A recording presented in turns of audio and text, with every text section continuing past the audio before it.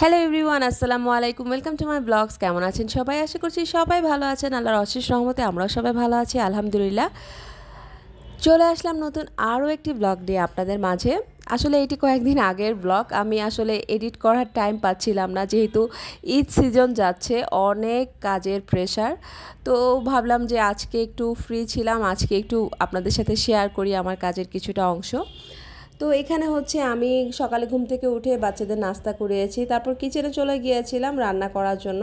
মাছ ভুনা করব, সেই সাথে করলা ভাজি আর কাঁচা আমের ডাল। তো এগুলো রান্না করে আমি চলে যাব আমার অফিসে আজকে কাজ আছে। আজকে হচ্ছে অফিসের লাস্ট ডে, মানে আমরা সবাই মিলে হচ্ছে আজকে একটু এনজয় করব সবার সাথে।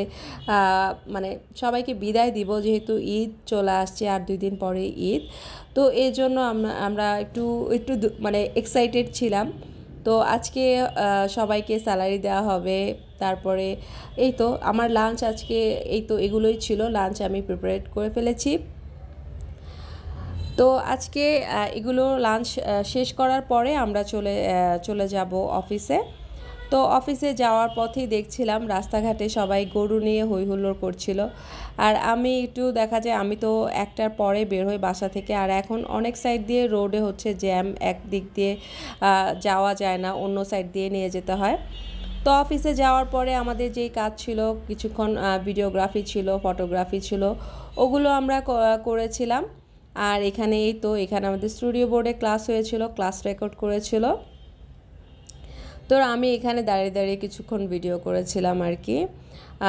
তো তারপর আমাদের হচ্ছে 2টা স্টুডিও, এটা হচ্ছে বোর্ড স্টুডিও আর এটা হচ্ছে কন্টেন্ট স্টুডিও। এখানে হচ্ছে আমরা বিভিন্ন ধরনের প্রোডাক্টের রিভিউ দিয়ে থাকি, কন্টেন্ট ভিডিও তৈরি করে থাকি। আমার আজকে শ্যুট ছিল, তাই আমি আজকে শাড়ি পরেছি। আর শ্যুটের দিন আমার কাছে শাড়ি পরতে ভালোই লাগে। তো তারপরে চলে আসলো আমাদের খানা পিনা। তো এটা হচ্ছে আমাদের নাবিলের পক্ষ থেকে, মানে আমাদের যে কলিগ আছে ওর পক্ষ থেকে আমাদের জন্য সামান্য একটু ট্রিট। তো সে চাউমিন অর্ডার করেছিল, যেহেতু আমি বলেছিলাম আমার চাউমিন অনেক পছন্দ। তো নাবিল বলল যে ঠিক আছে আপু, আপনার জন্য চাউমিন অর্ডার করা হবে। তো তারপরে আমরা চাউমিন খেলাম, ফার্স্টে স্পাইসি, তারপরে খেলাম আইসক্রিম। চারটা সবুজ কাপ কয়টা? দুইটা, 6টা। আমার কাপ একটা, 7টা। আর এই যে বক্সের মধ্যে 8টা হয়ে গেল।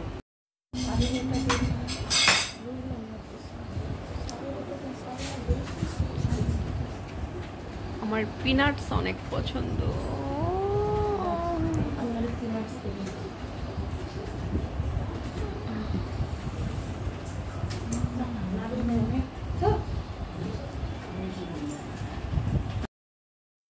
তো খাওয়া দাওয়া শেষে চলে গেলাম, আমাদের অফিস শেষ হলো, তারপরে চলে গেলাম একটু শপিংয়ে। যেহেতু ঈদ, একটু টুকিটাকি শপিং দেখি কি কি করা যায়।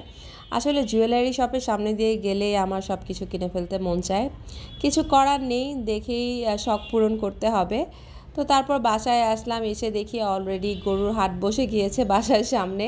মানে গরুগুলোকে সব সুন্দরভাবে সাজিয়ে রাখা হয়েছে। আসলে কষ্টই লাগে ওদেরকে দেখলে। মানে ঈদের দিন যখন আমার কোরবানি দিবে, তখন আমার কাছে খুবই খারাপ লাগে এই গরুগুলোর জন্য। তো যাই হোক, আল্লাহ আমাদের সবার কোরবানি কবুল করুক। তারপর চলে গেলাম কিচেনে বাচ্চাদের পছন্দের বালুশাহী মিষ্টি তৈরি করব। আমার আবার বালুশাহী মিষ্টি অনেক পছন্দ, আমার হাজব্যান্ডেরও অনেক পছন্দ।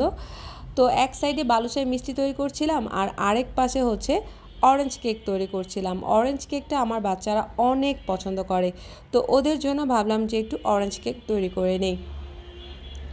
তো এই তো আমার অরেঞ্জ কেক মোটামুটি রেডি হয়ে গিয়েছে, অরেঞ্জ কেক বাচ্চাদের জন্য। তো আজকে সন্ধ্যার নাস্তায় ওরা এগুলোই খাবে। আমার অবশ্য পেট একটু ভরাই ছিল, কারণ আমি যেহেতু অলরেডি নাস্তা করে এসেছি, চাউমিন খেয়েছি, তারপরে আইসক্রিম খেয়েছি। তো বাচ্চাদের জন্য একটু প্রিপেয়ার করে নিলাম। তো এদিক দিয়ে এই তো আমার একটু তালের পিঠাও তৈরি করে নিচ্ছি। তালের রস ছিল, ভাবলাম একটু নারকেল দিয়ে তালের পিঠা তৈরি করব।